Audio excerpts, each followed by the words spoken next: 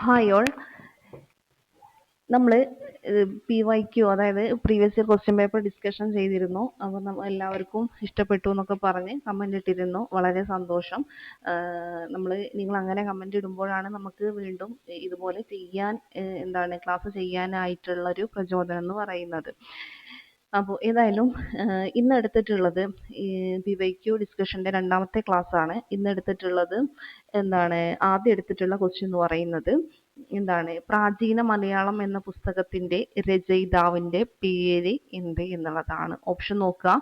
Option A Sree Narayana Guru, option B Pandit Karuppan, option C Chattampi Swamikal, option D Vagbhatananda.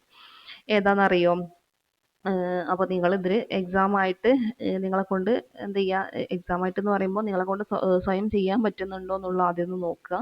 പിന്നെ ഞാൻ പറയുന്ന കാര്യങ്ങളും കൂടെ കേട്ടു കേട്ടോ. ഓക്കെ, അപ്പോൾ ഈ ഒരു വീഡിയോ ഇഷ്ടപ്പെടുന്നുണ്ടെങ്കിൽ ലൈക്ക് ചെയ്യാനും അതുപോലെ ഷെയർ ചെയ്യാനൊന്നും മറക്കരുത് കേട്ടോ. അപ്പോഴുള്ളൂ നമുക്ക് ചെയ്യാൻ പറ്റുള്ളൂ, ഞാൻ പറയണ്ടല്ലോ. ഓക്കെ, അപ്പോൾ ആ ഒരു രീതിയിൽ എടുക്കുക. അപ്പോൾ നോക്കാം, ഇതിന്റെ ആൻസർ പറഞ്ഞേ. ഏതാണ് പ്രാചീന മലയാളം എന്ന പുസ്തകത്തിന്റെ രചയിതാവിന്റെ പേരെന്താണ്? ഓപ്ഷൻ സി അല്ലേ? ഓപ്ഷൻ സി ആണ് എന്തെന്ന് പറയുന്നത്. ആരാണ്?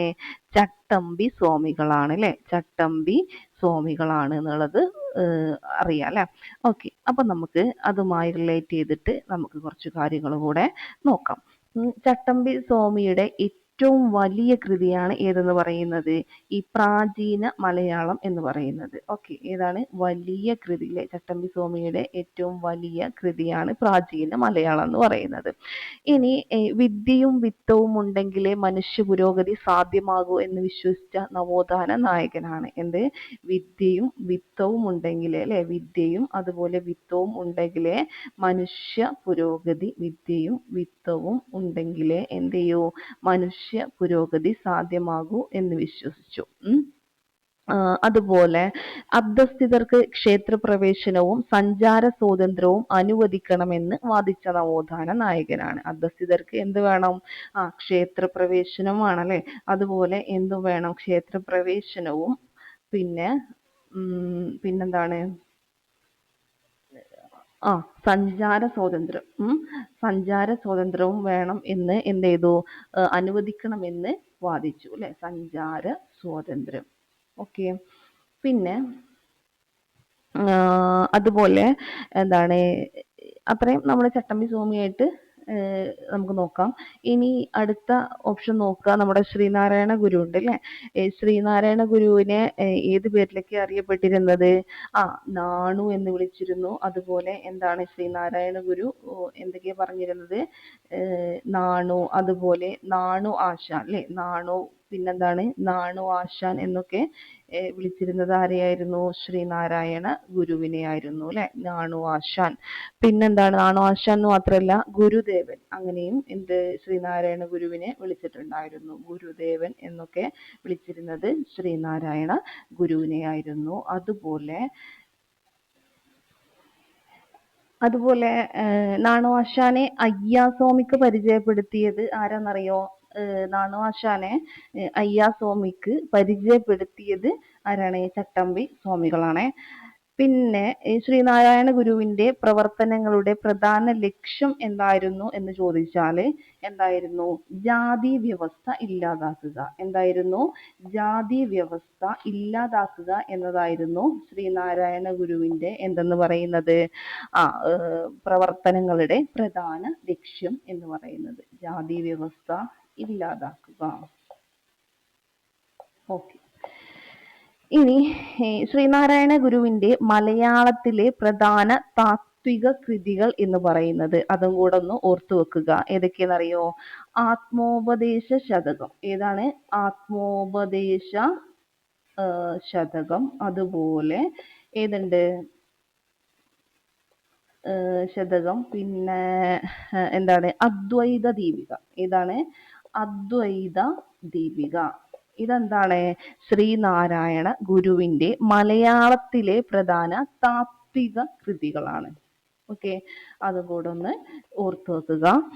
സാമുദായിക നവീകരണത്തിനായി പണ്ഡിറ്റ് കറുപ്പൻ സ്ഥാപിച്ച പ്രാദേശിക സംഘങ്ങൾ അറിയപ്പെടുന്നത് എന്താണെന്നറിയോ? സാമുദായിക നവീകരണത്തിനായിട്ട് പണ്ഡിറ്റ് കറുപ്പൻ പണ്ഡിറ്റ് കറുപ്പൻ സ്ഥാപിച്ച പ്രാദേശിക സംഘങ്ങൾ അറിയപ്പെടുന്നത് എന്താന്ന് ചോദിച്ചാൽ അത് സഭകൾ എന്നാണ്. എന്താ അറിയപ്പെടുന്നത്? സഭകൾ എന്നാണ് അറിയപ്പെടുന്നത്. ഓക്കെ. പിന്നെ പണ്ഡിറ്റ് കറുപ്പൻ ആദ്യമായിട്ട് സ്ഥാപിച്ച സഭ അറിയപ്പെടുന്നത് എന്താണ്? കല്യാണദായിനി സഭയാണ്. പണ്ഡിറ്റ് കറുപ്പൻ ആദ്യമായിട്ട് സ്ഥാപിച്ച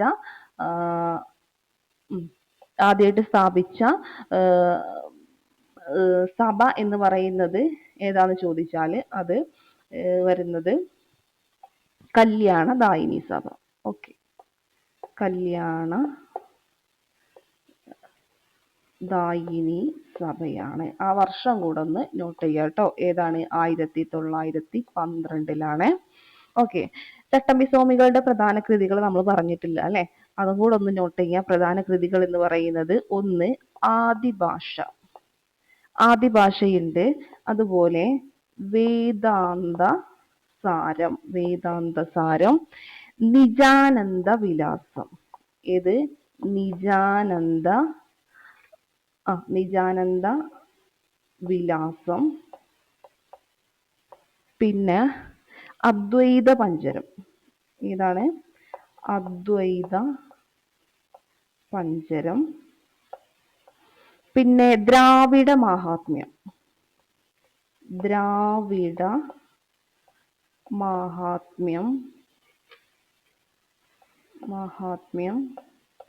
ദെൻ ജീവകാരുണ്യ നിരൂപണം. ഏതാണ്? ജീവകാരുണ്യ നിരൂപണം. ഓക്കെ, അപ്പൊ അതും കൂടെ ഒന്ന് ഓർത്തു വെക്കുക കേട്ടോ.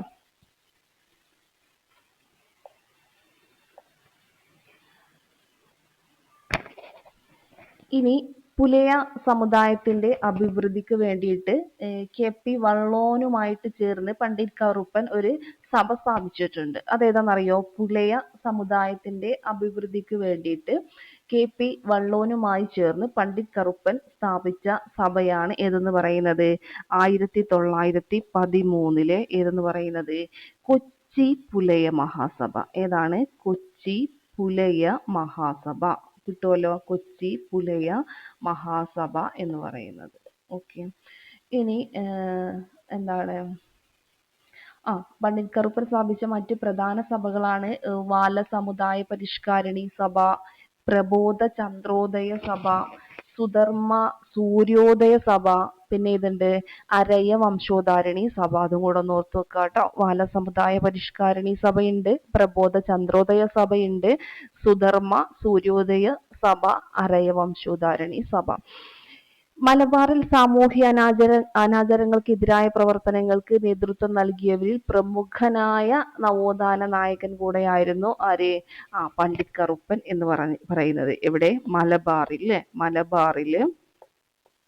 മലബാറില് സാമൂഹിക അനാചാരങ്ങൾക്കെതിരായ പ്രവർത്തനങ്ങൾക്ക് നേതൃത്വം നൽകിയവരിൽ പ്രമുഖനായിട്ടുള്ള നവോത്ഥാന നായകൻ. അതുപോലെ ഏകദൈവ വിശ്വാസം ഉയർത്തിപ്പിടിച്ച സാമൂഹിക പരിഷ്കർത്താവ് ചോദിച്ചാലും ആരാണ്? പണ്ഡിറ്റ് കറുപ്പനാണ്. സാമൂഹിക പരിഷ്കരണത്തോടൊപ്പം ദാരിദ്ര്യ നിർമ്മാർജ്ജനത്തിനും സ്ത്രീ പുരുഷ സമത്വത്തിനും പ്രാധാന്യം നൽകിയ നവോത്ഥാന നായകനാണ്. സാമൂഹിക പരിഷ്കരണത്തോടൊപ്പം എന്തുണ്ട്? ദാരിദ്ര്യ നിർമ്മാർജ്ജനത്തിനും സ്ത്രീ പുരുഷ സമത്വത്തിനും പ്രാധാന്യം നൽകി. ഓക്കെ, അപ്പോൾ അത്രയും ആ ഒരു ക്വസ്റ്റ്യനും ഈ ഒരു ക്വസ്റ്റ്യനുമായിട്ട് റിലേറ്റ് ചെയ്തിട്ട് നിങ്ങൾ ഓർത്തു വെക്കുക കേട്ടോ. അടുത്ത ക്വസ്റ്റ്യൻ നോക്കാം. കൊളച്ചൽ യുദ്ധം നടന്നത് ആരൊക്കെ തമ്മിലാണ്? ഓപ്ഷൻസ് നോക്കുക. മാർത്താണ്ഡവർമ്മയും ഡച്ചുകാരും അല്ലെ. അതുപോലെ ഓപ്ഷൻ ബി ധർമ്മരാജയും ഡച്ചുകാരും, ഓപ്ഷൻ സി മാർത്താണ്ഡവർമ്മയും പോർച്ചുഗീസുകാരും, ഓപ്ഷൻ ഡി മാർത്താണ്ഡവർമ്മയും ബ്രിട്ടീഷുകാരും. പറഞ്ഞേ, കുളച്ചൽ യുദ്ധം നടന്നത് ആരൊക്കെ തമ്മിലാണ്? ഓപ്ഷൻ എ ആണ് കറക്റ്റ് ആയിട്ടുള്ളത് അല്ലെ. എന്താണ്? മാർത്താണ്ഡവർമ്മയും ഡച്ചുകാരും തമ്മിലാണ് കൊളച്ചൽ യുദ്ധം നടന്നിട്ടുള്ളത്. ഓക്കെ, അപ്പോ എന്താണ് നമുക്ക് ഇതുമായി റിലേറ്റ് ചെയ്തിട്ട് പറയുകയാണെങ്കിൽ എന്നാണ് കുളച്ചൽ യുദ്ധം നടന്ന വർഷം എന്ന് പറയുന്നത്? കുളച്ചൽ യുദ്ധം നടന്ന വർഷം, ഇതിൽ കുളച്ചൽ യുദ്ധം എന്നാണ് കൊടുത്തിട്ടുള്ളത് കേട്ടോ. കുളച്ചൽ യുദ്ധം. ഓക്കെ, കുളച്ചൽ യുദ്ധം നടന്ന വർഷം എന്ന് പറയുന്നത് എന്നാന്ന് ചോദിച്ചാല് 1741. ഏതാണ്? ആ ഡേറ്റ് കൂടെ ഇമ്പോർട്ടന്റ് ആണ്. ഓഗസ്റ്റ് 10-ാണ് എന്നുള്ളത് ഒന്ന് ഓർത്തു വെക്കുക. കുളച്ചൽ യുദ്ധം ഏറ്റുമുട്ടിയവരാരൊക്കെയെന്നാ പറഞ്ഞാൽ നമ്മള് മാർത്താണ്ഡവർമ്മയും ഡച്ചുകാരുമാണ് അല്ലെ. കുളച്ചൽ യുദ്ധത്തിൽ മാർത്താണ്ഡവർമ്മ എന്ത് ചെയ്തു? ഡച്ചുകാരെ പരാജയപ്പെടുത്തി. ചരിത്രത്തിൽ ആദ്യമായിട്ട് ഒരു യൂറോപ്യൻ ശക്തി ഇന്ത്യൻ ഭരണാധികാരിയുടെ മുന്നിൽ പരാജയപ്പെടുന്നത് ഈ ഒരു കുളച്ചൽ യുദ്ധത്തിലാണ്. അതൊന്ന് ഓർത്തു വെക്കുക കേട്ടോ. ചരിത്രത്തിൽ ആദ്യമായിട്ട് എന്ത് ചെയ്തു? ഒരു യൂറോപ്യൻ ശക്തി ഇന്ത്യൻ ഭരണാധികാരിയുടെ മുന്നിൽ പരാജയപ്പെട്ടത് ഈ ഒരു യുദ്ധത്തിലാണ്. ഈ കുളച്ചൽ ഇപ്പോൾ സ്ഥിതി ചെയ്യുന്നത് എവിടെയാണെന്ന് അറിയോ? തമിഴ്നാട്ടിലെ കന്യാകുമാരി ജില്ലയിലാണ്. തമിഴ്നാട്ടിലെ കന്യാകുമാരി ജില്ലയിലാണ് കുളച്ചൽ ഇപ്പോൾ സ്ഥിതി ചെയ്യുന്നത്. ഇനി മാർത്താണ്ഡവർമ്മക്ക് മുന്നിൽ കീഴടങ്ങിയ ഡച്ച് സൈന്യാധിപൻ ആരാന്നറിയോ? മാർത്താണ്ഡവർമ്മക്ക് മുന്നിൽ കീഴടങ്ങിയ ഡച്ച് സൈന്യാധിപൻ എന്ന് പറയുന്നത് അത് ഡിലനോയി ആണ്. ആരാണ്? ഡിലനോയി. ഓക്കെ. തിരുവിതാംകൂറിന്റെ വലിയ കപ്പിത്താൻ എന്നൊക്കെ അറിയപ്പെടുന്ന ഡച്ച് സൈന്യാധിപനാണ് ഈ ഡിലനോയ് എന്ന് പറയുന്നത്. എന്താ അറിയപ്പെടുന്നത്? തിരുവിതാംകൂറിന്റെ എന്തെന്നറിയപ്പെടുന്നുണ്ട്? വലിയ കപ്പിത്താൻ അല്ലെ. വലിയ കപ്പിത്താൻ എന്നറിയപ്പെടുന്നത് ആരാണ്? ഡിലനോയ് ആണ് എന്നുള്ളതും കൂടെ ഒന്ന് ഓർത്തു വെക്കുക കേട്ടോ. പിന്നെ പറയാനുള്ളത് ഡിലനോയ് സ്മാരകം എവിടെയാണ് സ്ഥിതി ചെയ്യുന്നത് എന്ന് ചോദിക്കാം. കന്യാകുമാരിയിലെ ഉദയഗിരി കോട്ടയിലാണ്. എവിടെയാണ്? കന്യാകുമാരിയിലെ ഉദയഗിരി കോട്ടയിലാണ് എന്നുള്ളതും കൂടെ ഒന്ന് ജസ്റ്റ് ഓർത്ത് വെച്ചേക്കാം. ഉദയഗിരി കോട്ട നിർമ്മിച്ച ഭരണാധികാരി എന്ന് പറയുന്നത് ആരാണ്? വീരരവിവർമ്മയാണ്. ആരാണ്? ഉദയഗിരി കോട്ട നിർമ്മിച്ച ഭരണാധികാരി വേണാട് രാജാവായിരുന്ന ആര്? രവിവർമ്മ കേട്ടോ.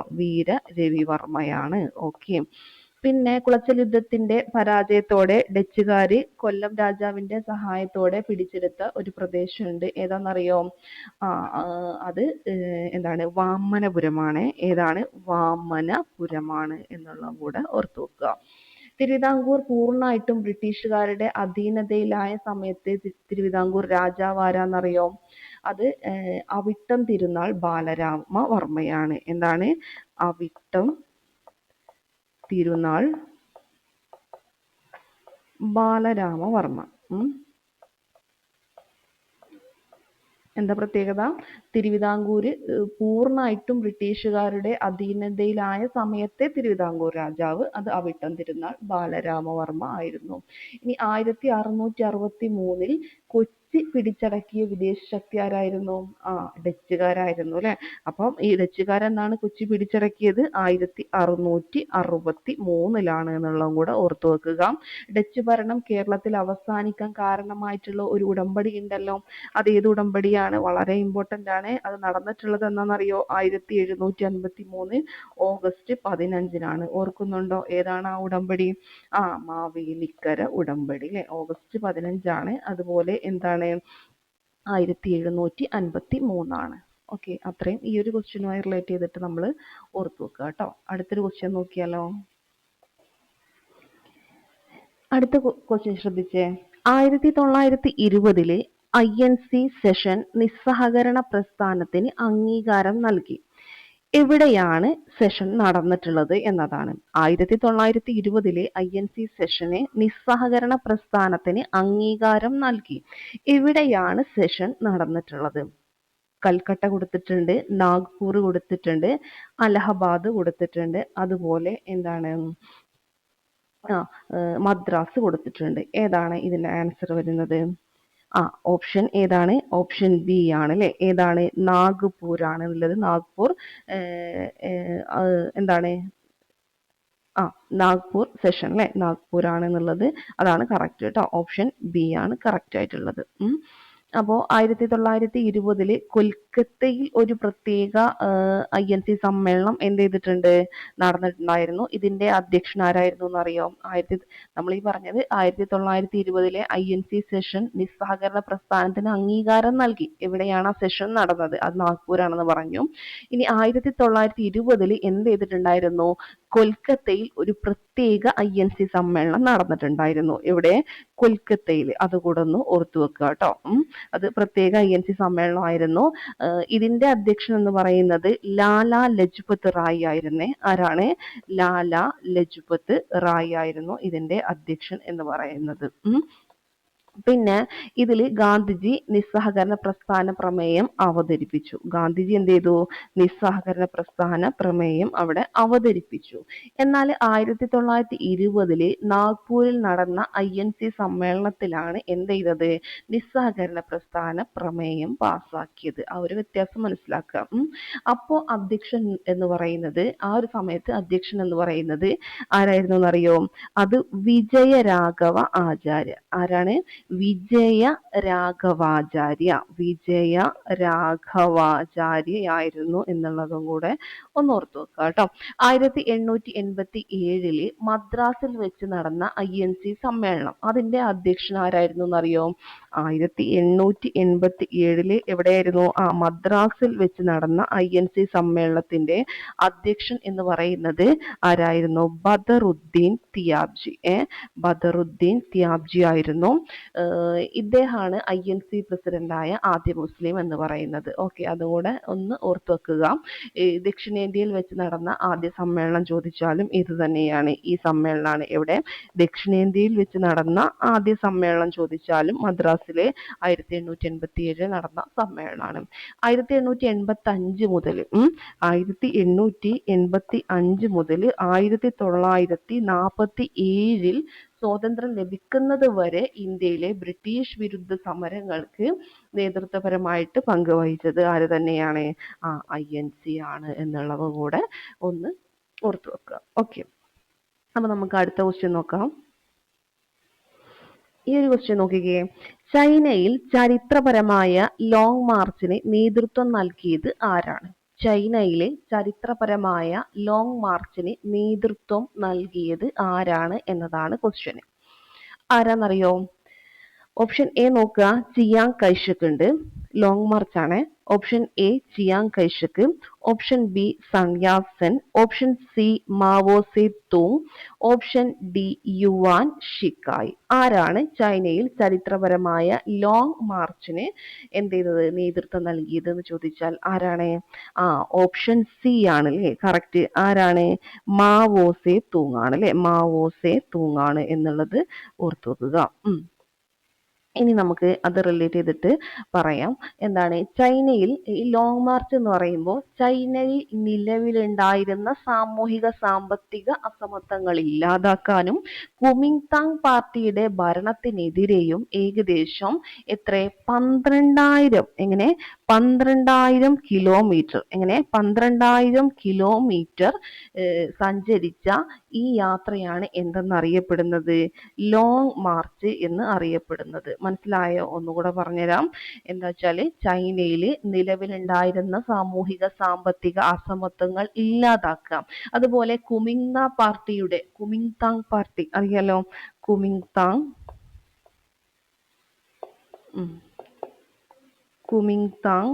പാർട്ടി അല്ലെ. കുമിങ്താങ് പാർട്ടിയുടെ ഭരണത്തിനെതിരെയും എത്ര 12,000 കിലോമീറ്റർ ഏകദേശം 12,000 കിലോമീറ്റർ സഞ്ചരിച്ച ഈ യാത്രയെയാണ് ലോങ് മാർച്ച് എന്ന് പറയുന്നത്. ഈ യാത്ര ആരംഭിച്ച വർഷവും ഡേറ്റ് ഒന്ന് ഓർത്തു വെക്കുക. 1934 ഒക്ടോബർ 16-നാണ് 1934 ഒക്ടോബർ 16-നാണ് ലോങ് മാർച്ച് ആരംഭിച്ചിട്ടുള്ളത്. എന്നാണ് 1934 ഒക്ടോബർ 16. ഇത് അവസാനിച്ചത് ഇത് ആരംഭിച്ചത് മാവോയുടെ നേതൃത്വത്തിൽ തെക്കൻ ചൈനയിലെ കിയാങ് സിയിൽ നിന്ന്. എവിടുന്നാണ്? മാവോയുടെ നേതൃത്വത്തിൽ അല്ലെ. മാവോ സേതൂങ് നമുക്കറിയാലോ. ഈ മാവോയുടെ നേതൃത്വത്തിൽ തെക്കൻ ചൈനയിലെ തെക്കൻ ചൈനയിലെ കിയാങ്സി, അതൊന്ന് ഓർത്തു വെക്കുക കേട്ടോ. കിയാങ്സി ഏതാണ്?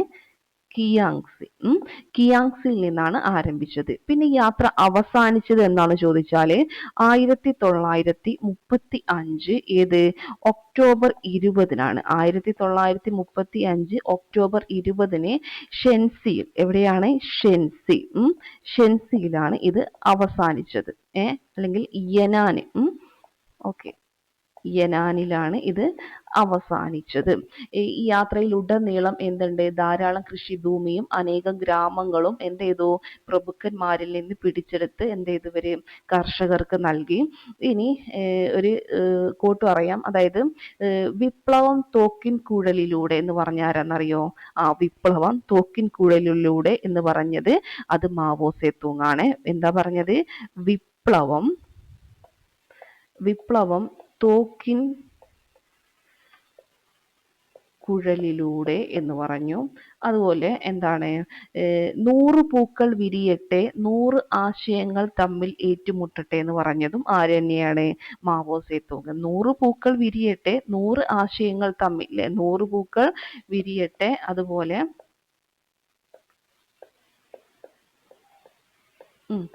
എന്താണ്, 100 ആശയങ്ങൾ തമ്മിൽ ഏറ്റുമുട്ടട്ടെ.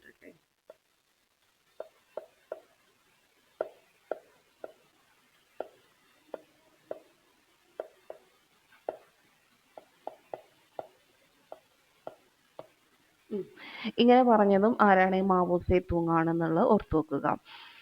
ഇനി എന്താ, ചൈന 1949 ഒക്ടോബർ 1 എന്നാണ്, 1949 ഒക്ടോബർ 1 എന്ത് ചെയ്തു? ചൈന മാവോ സേതൂങ്ങിന്റെ നേതൃത്വത്തിൽ എന്തായി? ജനകീയ റിപ്പബ്ലിക്കായി. ആ വർഷവും ഡേറ്റ് ഒന്ന് ഓർത്ത് വെച്ചേ. ജനകീയ റിപ്പബ്ലിക് ആയത് എന്നാണ് ചോദിച്ചാൽ എന്ന് പറയണം 1949 ഒക്ടോബർ 1 ആരുടെ നേതൃത്വത്തിൽ? മാവോ സേതൂങ്ങിന്റെ നേതൃത്വത്തിൽ ചൈന ജനകീയ റിപ്പബ്ലിക്കായി. അപ്പോൾ ഈ തുറന്ന വാതിൽ നയം ആരുടേതാണ്? തുറന്ന വാതിൽ നയം എന്നറിയപ്പെടുന്നത് അത് ജോൺ ഹേ ആണ് കേട്ടോ. തുറന്ന വാതിൽ നയം, അതൊക്കെ ഒന്ന് ഓർത്ത് വെക്കുക കേട്ടോ. തുറന്ന വാതിൽ നയം ആരാണ്? John Hay. ആരാണ്? John Hay. പിന്നെ കുമിങ്താങ് പാർട്ടി, കുമിങ്താങ് പാർട്ടി ആരാ? സണ്ണി യാറ്റ്സൻ കേട്ടോ.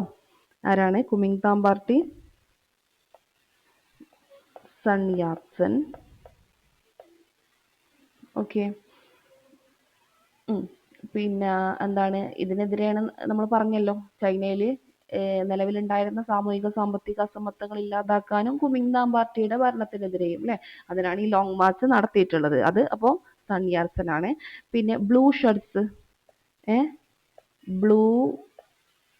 ഷർട്ട്സ് ആരുമായി ബന്ധപ്പെട്ടതാണ്?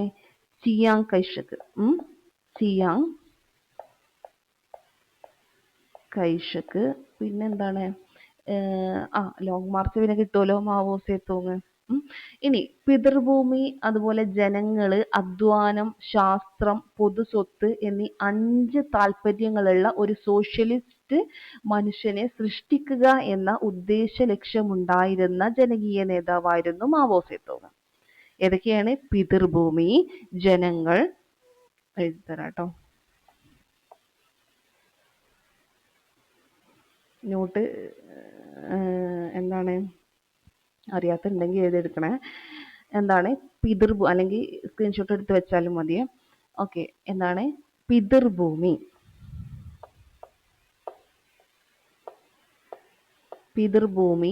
പിന്നെന്താണ് ജനങ്ങൾ.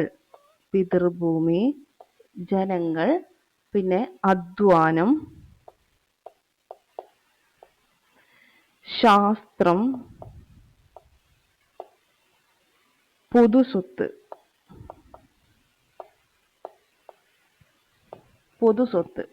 ഈ 5 താല്പര്യങ്ങളുള്ള ഒരു സോഷ്യലിസ്റ്റ് മനുഷ്യനെ സൃഷ്ടിക്കുക. ഈ 5 താല്പര്യം ഇത് ഉള്ള എന്താണ്, ഒരു സോഷ്യലിസ്റ്റ് മനുഷ്യനെ സൃഷ്ടിക്കുക എന്നുള്ളതായിരുന്നു എന്ന ഉദ്ദേശ ലക്ഷ്യം ഉണ്ടായിരുന്ന ജനകീയ നേതാവായിരുന്നു ആരെന്ന് പറയുന്നത്? മാവോ സേതൂങ് എന്ന് പറയുന്നത്. ഓക്കെ, മനസ്സിലായല്ലോ? പിതൃഭൂമി, ജനങ്ങൾ, അധ്വാനം, ശാസ്ത്രം, പൊതുസ്വത്ത്. മഹത്തായ കുതിച്ചുചാട്ടം, ഗ്രേറ്റ് ലീപ്പ് ഫോർവേഡ് എന്ന പ്രചാരണ പരിപാടി അല്ലെങ്കിൽ പ്രസ്ഥാനമൊക്കെ ആരംഭിച്ചതും മാവോ സേതൂങ് ആണ്. ഏത് വർഷമാണെന്നറിയോ? അത് 1958 മഹത്തായ കുതിച്ചുചാട്ടം. എന്താണ് മഹത്തായ കുതിച്ചുചാട്ടം. ഈ ഒരു എന്താണ് പ്രസ്ഥാനം ആരംഭിച്ചത് മാവോ സേതൂങ് ആണ്. 1958. കുമിങ്താങ് ആക്രമണത്തിൽ നിന്നും രക്ഷ നേടി മാവോയും അനുയായികളും തമ്പടിച്ചിരുന്ന മലനിര ഏതാണെന്നറിയോ? ഇവരുടെ ആക്രമണത്തിൽ നിന്ന് രക്ഷ തേടി മാവോയും അനുയായികളും തമ്പടിച്ചിരുന്ന മലനിര എന്താണ്? ജിയാങ്സി എന്നാണ് അറിയപ്പെട്ടത് കേട്ടോ. ഏതാണ്? ജിയാങ്സി. ഓക്കെ, കിട്ടുമല്ലോ. ഇത്രയും ഓർത്തു വെക്കുക കേട്ടോ. ഓക്കെ, അപ്പൊ നമുക്ക് എന്ത് ചെയ്യാം, അടുത്ത ക്വസ്റ്റ്യൻ നോക്കാം. ഈ ഒരു ക്വസ്റ്റ്യൻ നോക്കാം. താഴെ തന്നിരിക്കുന്നവയിൽ UNOയുടെ ഔദ്യോഗിക ഭാഷ അല്ലാത്തത് ഏതാണ്? Option A German, option B English, option C Arabic, option D French. എന്താ ക്വസ്റ്റ്യൻ? ഏതായിരുന്നു? UNOയുടെ ഔദ്യോഗിക ഭാഷ അല്ലാത്തത് ഏതാണ് എന്നുള്ളതാണ് ക്വസ്റ്റ്യൻ. ഏതാണ് ആൻസർ വരുന്നത്? നോക്കിക്കേ, ഓപ്ഷൻ എ ആണ് അല്ലെ. ഓപ്ഷൻ എ ജർമ്മൻ ആണ് UNOയുടെ ഔദ്യോഗിക ഭാഷ അല്ലാത്തത് എന്ന് പറയുന്നത്. കിട്ടുമല്ലോ. ഇനി എന്താണ് UNOയുടെ ഔദ്യോഗിക ഭാഷയുടെ എണ്ണം എത്രയെന്നറിയോ? എത്ര ഭാഷകളാണ് UNOയുടെ ഔദ്യോഗിക ഭാഷകളുടെ എണ്ണം എന്ന് പറയുന്നത്? അത് 6 ആണ് കേട്ടോ. 6 ആണ് എന്നുള്ളത് ഓർത്ത് വെക്കുക. അപ്പൊ ഏതൊക്കെയാണ് എന്നുള്ളതൊന്ന് പഠിച്ചു വെച്ചേക്കുക. ഏതൊക്കെയുണ്ട്? ഫ്രഞ്ച് ഉണ്ട്, പിന്നെ ഇതുണ്ട് ഫ്രഞ്ച്, റഷ്യൻ, അതുപോലെ English, French, Russian, English, Spanish, Chinese, Arabic. ഇതാണ് എന്തെന്ന് പറയുന്നത്? ഔദ്യോഗിക ഭാഷകൾ. അപ്പോ എന്താണ് ഐക്യരാഷ്ട്ര സഭയുടെ ഔദ്യോഗിക ഭാഷകൾ എന്ന് പറയുന്നത് ഏതൊക്കെയെന്ന് ചോദിച്ചാല് ഫ്രഞ്ച്, റഷ്യൻ, ഇംഗ്ലീഷ്, ഫ്രഞ്ച് ഉണ്ട്, റഷ്യൻ ഉണ്ട്, ഇംഗ്ലീഷ് ഉണ്ട്, സ്പാനിഷ് ഉണ്ട്, ചൈനീസ് ഉണ്ട്, അറബിക് ഉണ്ട് അല്ലെ. മൊത്തം എത്ര ഉണ്ട്? 6 ഭാഷകളാണ് ഉള്ളത്. ഐക്യരാഷ്ട്ര സഭയുടെ ദൈനംദിന കാര്യങ്ങൾക്കായിട്ട് ഉപയോഗിക്കുന്ന ഭാഷകൾ ചോദിച്ചാൽ അപ്പൊ ഇതിൽ ഏതാണെന്നറിയോ ദൈനംദിന കാര്യങ്ങൾക്ക് ഉപയോഗിക്കുന്നത്? അത് ഒന്ന് ഇംഗ്ലീഷും ഒന്ന് ഏതുമാണ്? അത് ഫ്രഞ്ചും ആണ് എന്നുള്ളതും കൂടെ കൂട്ടത്തില് പഠിച്ചു വെച്ചേക്കുക കേട്ടോ.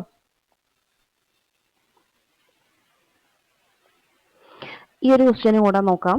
നമീബിയൻ ചീറ്റകളെ അടുത്തിടെ താമസിപ്പിക്കുവാൻ കൊണ്ടുവന്ന ദേശീയ ഉദ്യാനം ഏതാണ്? നമീബിയൻ ചീറ്റകളെ അടുത്തിടെ താമസിപ്പിക്കുവാൻ കൊണ്ടുവന്ന ദേശീയ ഉദ്യാനം ഏതാണ് എന്നതാണ് question. Option A Gir, option B Kaziranga, option C Kanha, option D Kuno.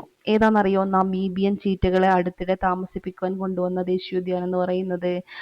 ഇതിന്റെ ആൻസർ എന്ന് പറയുന്നത് ഓപ്ഷൻ ഡി ആണ് അല്ലെ. ഓപ്ഷൻ ഡി ഏതാണെന്ന് പറയും? എന്താണ്? കുനോ അല്ലെ. ഇതാണ് കുനോ ആണ് എന്നുള്ളത് ഓർത്തു വെക്കുക.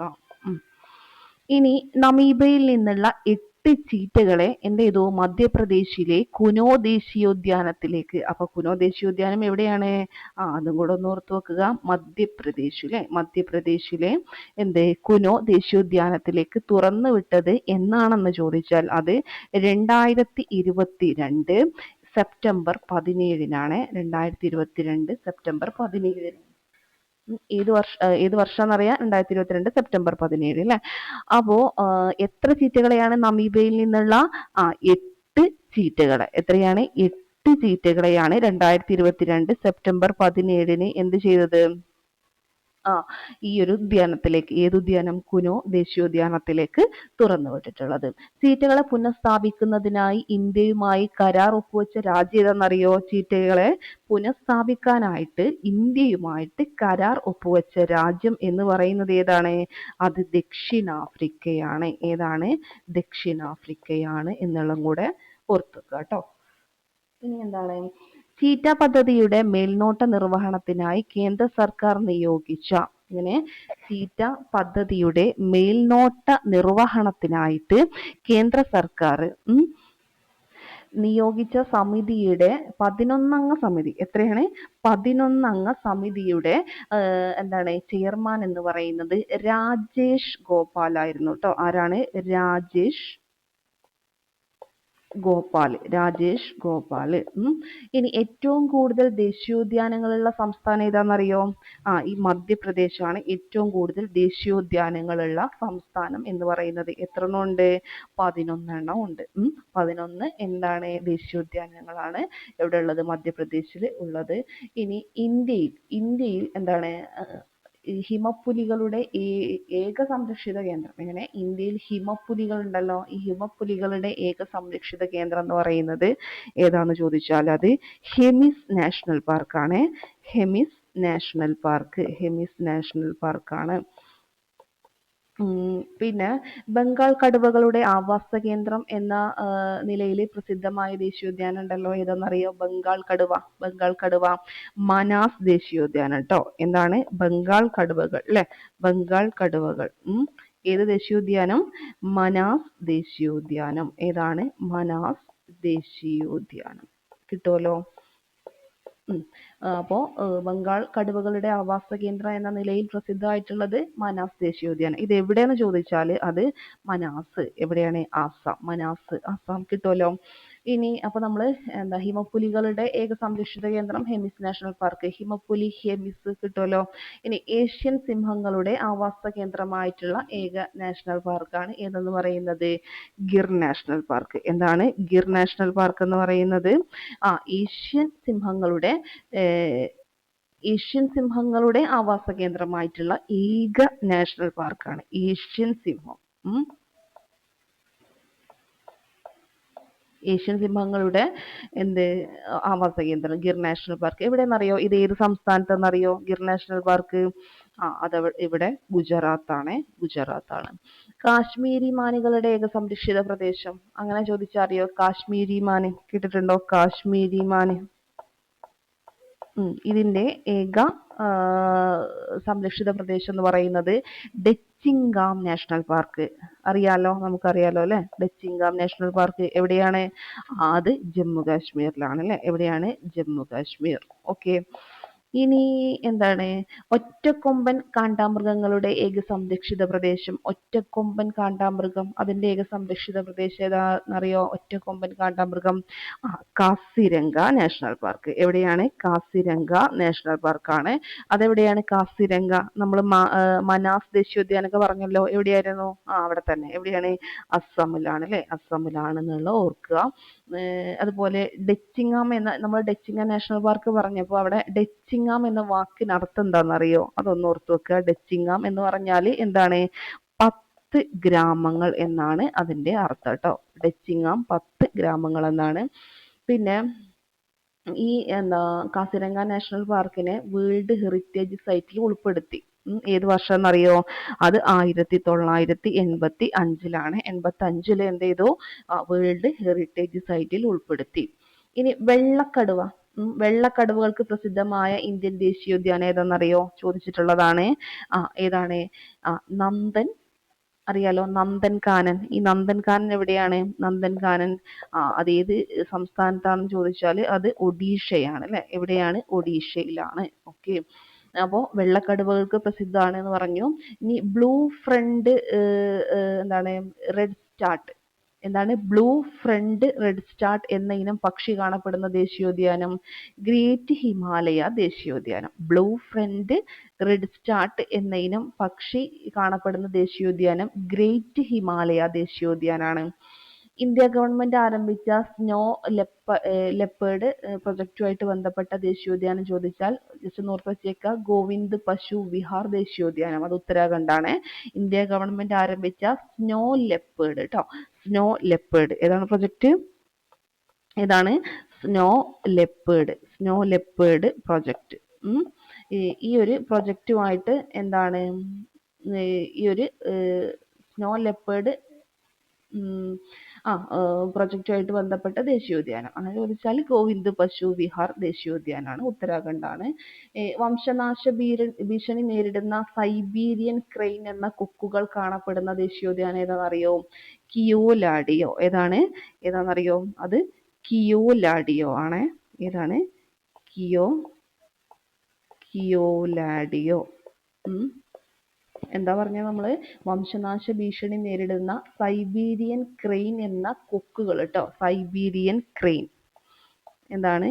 Siberian crane. അപ്പോൾ എന്താണ്? ആ ക്രെയിൻ എന്നത്, സൈബീരിയൻ ക്രെയിൻ എന്ന് വെച്ചാൽ ഒരിനം കൊക്കുകളാണ്. ഈ കൊക്കുകൾ എന്താണ് കാണപ്പെടുന്ന ദേശീയോദ്യാനമാണ് കിയോലാഡിയോ എന്ന് പറയുന്നത്. കിയോലാഡിയോ എവിടെയാണെന്ന് ചോദിച്ചാൽ എവിടെയാണ്? അത് രാജസ്ഥാനിലാണ്. എവിടെയാണ്? രാജസ്ഥാൻ. ഇനി വേൾഡ് ഹെറിറ്റേജ് സൈറ്റിൽ ഇത് ഉൾപ്പെടുത്തിയ വർഷം എന്ന് തന്നെയാണ് 1985. ഓക്കെ. അടുത്തത് അപ്പോൾ നമുക്ക് എന്ത് ചെയ്യാം, ഇന്ന് ഇത്രയും മതി അല്ലേ ഈ ക്വസ്റ്റ്യൻസ്. നമുക്ക് നിങ്ങൾക്ക് ഈ വീഡിയോ ഇഷ്ടപ്പെട്ടിട്ടുണ്ടെങ്കിൽ ഞാൻ പറഞ്ഞ പോലെ നിങ്ങൾ കമൻറ്റ് ചെയ്യാനും അതുപോലെ ലൈക്ക് ചെയ്യാനും മറക്കരുത്. ഇതുപോലെ വീഡിയോ ചെയ്യണം എന്നുണ്ടെങ്കിൽ നമുക്ക് മലയാളം ഇംഗ്ലീഷൊക്കെ ഇതുപോലെ എടുക്കാം കേട്ടോ. ഓക്കെ.